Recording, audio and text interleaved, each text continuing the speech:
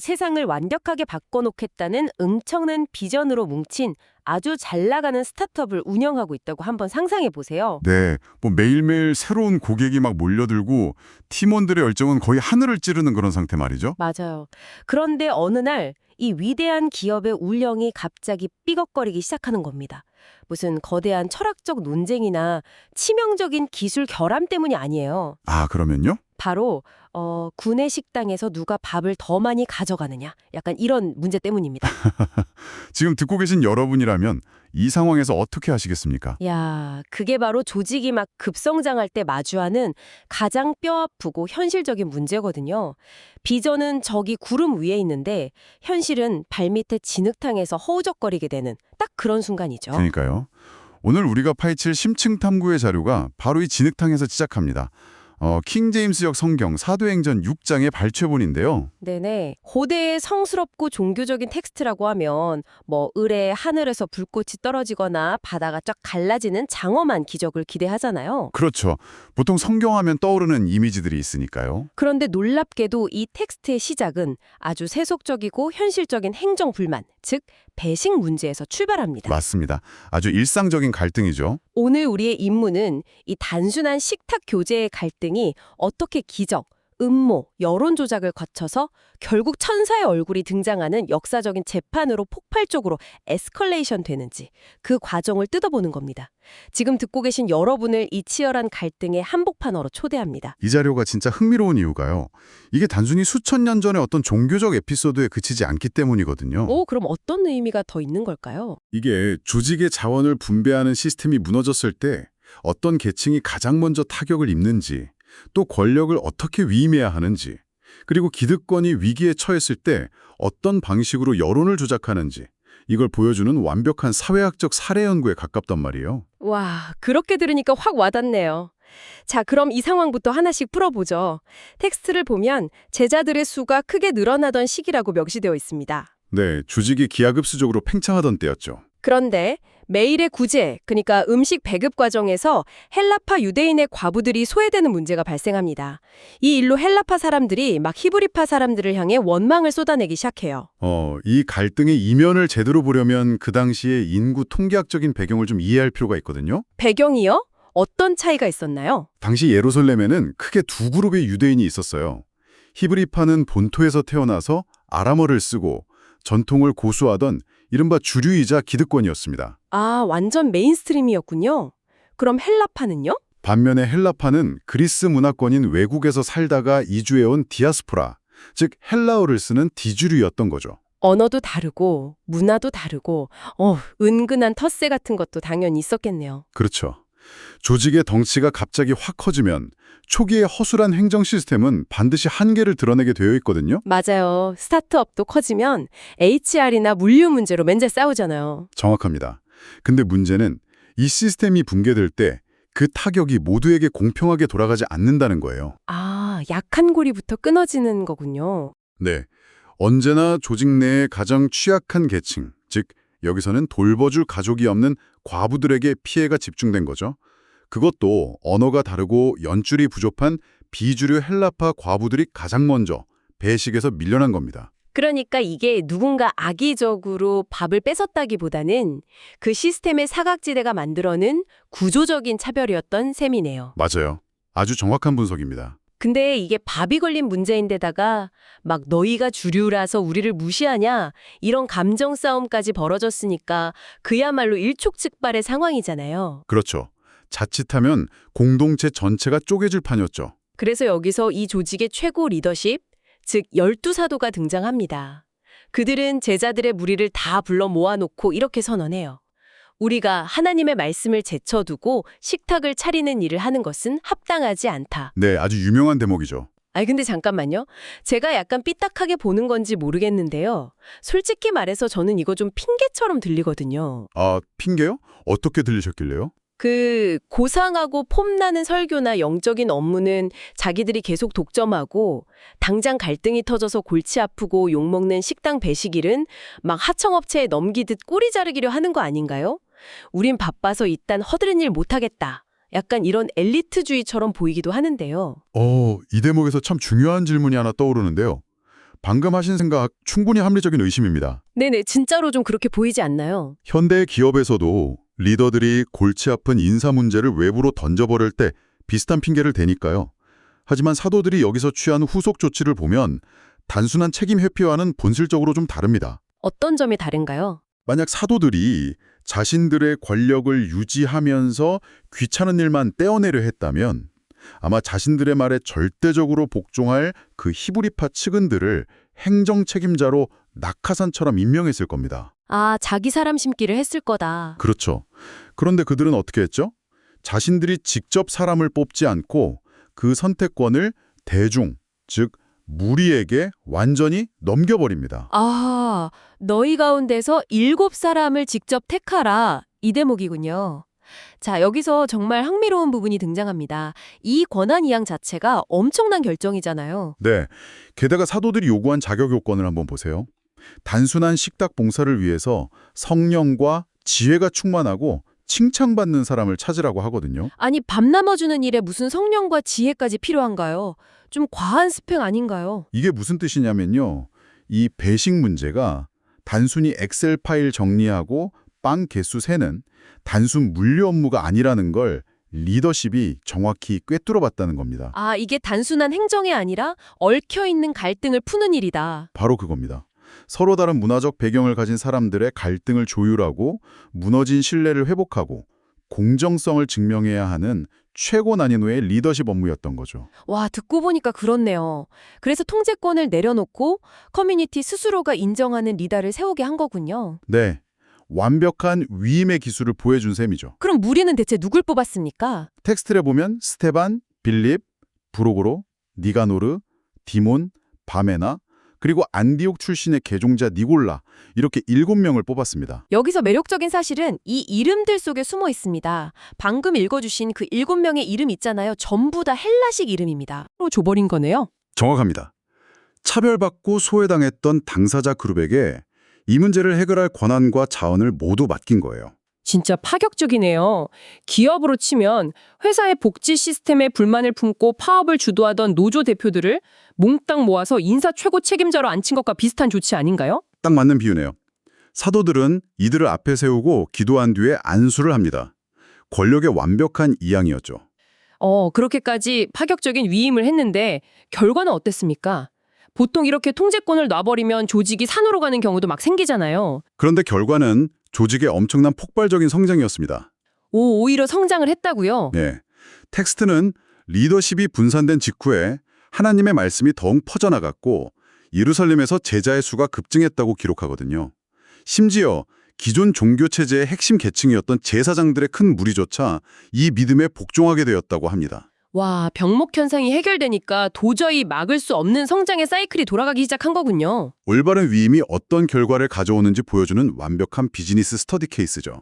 자, 이렇게 갈등이 훈훈하게 봉합되고 해피엔딩으로 끝났으면 참 좋았겠지만 오늘 우리가 파헤칠 이 심층 탐구의 진짜 하이라이트, 긴장감 넘치는 스릴러는 바로 여기서부터 시작됩니다. 네, 진짜 사건은 이제부터죠. 청취자 여러분, 아까 뽑힌 7명 중에서 스데반이라는 이름을 기억해 보시죠. 이 스데반이 두각을 나타내기 시작합니다. 믿음과 권능이 충만해서 백성들 사이에서 엄청난 기적과 표적을 행해요. 아주 눈에 띄는 인물로 성장한 거죠. 근데요, 여기서 제라툴이 악한 딴지를 걸고 싶어지는데요. 스테반은 명백하게 구내식당 배식 문제를 해결하라고 뽑힌 행정관이잖아요. 그렇죠. 실무 담당자였죠. 근데 지금 막 밖에 나가서 기적을 행하고 다른 파벌 사람들이랑 막 치열하게 종교적 철학적 논쟁을 벌이고 있단 말이에요. 이거야말로 사도들이 피하려고 했던 업무 범위의 과도한 확장, 미션 크랩 아닌가요? 겉보기엔 완벽한 업무 이탈처럼 보일 수 있죠. 창고 관리자로 뽑아놨더니 혼자 나가서 신제품 발표를 하고 있는 격이니까요. 그러니까요. 선을 넘은 거 아닌가 하는 생각이 든단 말이죠. 하지만 이것을 더 큰 그림과 연결해 본다면 스테반이 맞닥뜨린 논쟁의 양상이 조금 다르게 보입니다. 당시 스테반과 논쟁을 벌인 사람들은 리베르디노, 구레네인, 알렉산드리아인 회당 등에서 모여든 엄청난 엘리트 유대인들이었거든요. 아, 당대의 지식인들이자 기득권층이군요. 네, 스테반 역시 헬라파 유대인으로서 그들과 같은 문화를 공유했지만 스테반에게는 그들이 가지지 못한 지혜와 성령이 있었습니다. 책상머리에서 공부만 한 엘리트들과는 뭔가 달랐다는 거네요. 맞아요. 스테반이 사람들을 먹이고 돌보는 그 행정의 최전선에 있으면서 보여준 진정성과 영적인 통찰력은 단지 율법만 연구하던 기득권 엘리트들의 논리로는 도저히 당해낼 수 없는 강력한 힘이었던 겁니다. 아, 책으로 배운 지식이 현장에서 뒹굴며 증명된 삶의 진실을 이길 수가 없었던 거군요. 바로 그겁니다. 지적인 논쟁에서 엘리트들이 완패를 당한 거죠. 근데 문제는 이런 엘리트 기득권층이 토론에서 졌을 때 우리가 틀렸습니다. 당신 말이 맞네요 하고 막 쿨하게 인정하지 않는다는 점이잖아요. 시작됩니다. 권력의 어두운 메커니즘이 작동하는 거죠. 텍스트를 보면 그들이 사람들을 매수해서 거짓 증언을 하게 만듭니다. 스테반이 모세와 하나님을 모독하는 말을 했다고 막 소문을 퍼뜨려요. 네, 게임의 룰을 진리 탐구해서 정치적 안보 프레임으로 확 바꿔버린 겁니다. 그렇다면 이 모든 것이 무엇을 의미할까요? 듣고 계신 여러분, 저는 이게 아주 고전적이고 치명적인 가짜뉴스 캠페인이라고 봅니다. 맞습니다. 여론 조작의 정석이죠. 스테반의 실제 메시지는 다 왜곡하고 그 대중이 가장 두려워하는 버튼, 즉 율법과 성전이라는 버튼을 꾹 누른 거잖아요. 왜 하필 모세와 성전이었을까요? 당시 유대 사회에서 성전은 단순한 예배당이 아니었거든요. 그럼 어떤 의미였죠? 그곳은 정치, 경제, 사회의 중심지이자 그들의 국가적 정체성 그 자체였습니다. 현대의 월스트리트이자 대법원 같은 곳이었죠. 와, 기득권의 거대한 비즈니스 모델이자 권력의 핵심이었군요. 네, 그래서 기득권층은 자신들의 밥그릇이 깨질 위기에 처하자 스데반의 가르침을 국가 안보와 전통에 대한 테러로 둔갑시켜버린 겁니다. 진짜 밥그릇 싸움을 성전으로 포장했네요. 거짓 증인들이 나서서 스테반이 나사렛 예수가 이 거룩한 곳을 헐거 모세의 규례를 뜯어고친다고 말했습니다. 이렇게 외치잖아요. 이 프레임이 대중의 공포심을 자극하니까 순식간에 폭동이 일어납니다.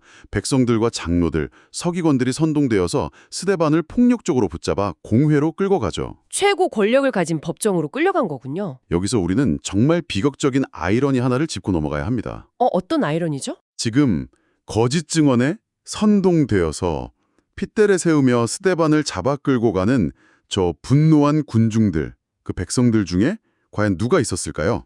설마 아까 그 배식 받던 사람들이요? 맞습니다.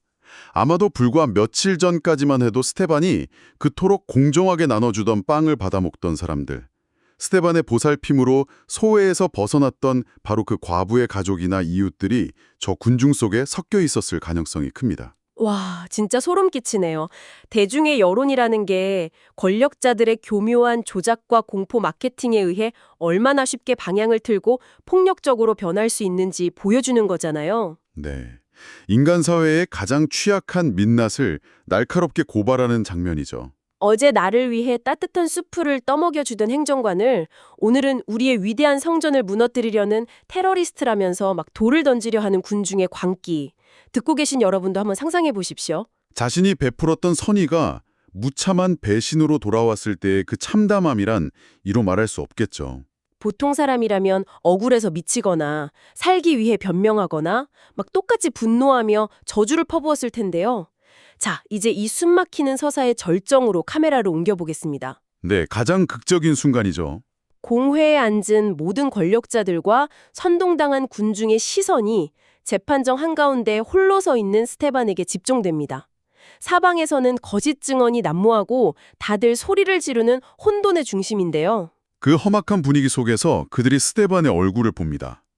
텍스트는 그들이 본 것을 이렇게 묘사하죠. 천사의 얼굴과 같더라. 천사의 얼굴이요? 듣고 계신 여러분, 이 영화 같은 장면을 머릿속에 그려보세요. 절대적인 평안과 신성함을 뿜어내는 한 사람의 얼굴. 이게 대체 무슨 의미일까요? 이 문장은요.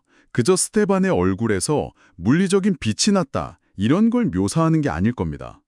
이건 권력의 본질에 대한 거대한 시각적 대비거든요. 시각적 대비요? 어떻게 대비가 되죠? 재판장석에 앉아있는 기득권자들, 그리고 조작된 증인들, 분노한 군중은 당대 사회의 모든 물리적 힘과 권위, 여론을 다 쥐고 있었습니다. 하지만 그들의 내면은 사실 불안과 공포, 거짓을 감추기 위한 소란스러움으로 가득 차 있었죠. 겉으론 강해 보여도 속엔 텅 비어 있었다는 거네요. 반면에 모든 것을 빼앗기고 목숨마저 잃을 위기에 처한 스테반은 완벽한 고요와 평안 상태에 있었습니다. 공유의 거짓되고 혼란스러운 전술과 스테반이 보여주는 고요하고 부정할 수 없는 진실 사이의 극명한 대비죠. 진정한 권위는 지위나 억압에서 오는 게 아니라는 걸 보여주는 거군요. 거짓은 진실을 덮기 위해 늘 소란스럽게 고함을 치지만 진실은 그 자체로 단단하고 흔들림이 없다는 걸 보여주는 압도적인 장면입니다. 네, 최고 권력자들이 아니라 피고인석에 홀로 선 스테반이 진짜 권유를 뿜어내고 있었던 겁니다. 자, 오늘 우리의 탐구 여정을 한번 되짚어 보겠습니다.